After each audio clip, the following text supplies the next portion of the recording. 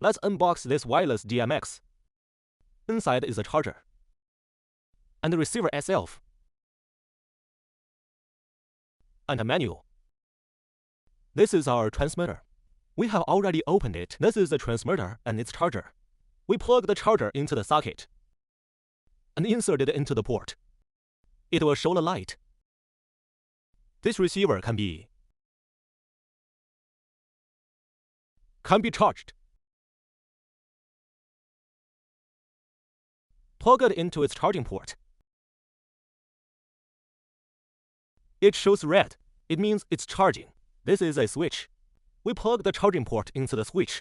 It's flashing, indicating that it has been turned on. After turning it on, we plug it into aluminum, the place where the DMX signal enters the lamp. Plug it in here, okay? Then this one needs to be plugged into the transmitter interface. This is a console. We plug it into the transmitter port of the console. Okay. After plugging, we select to light up the light.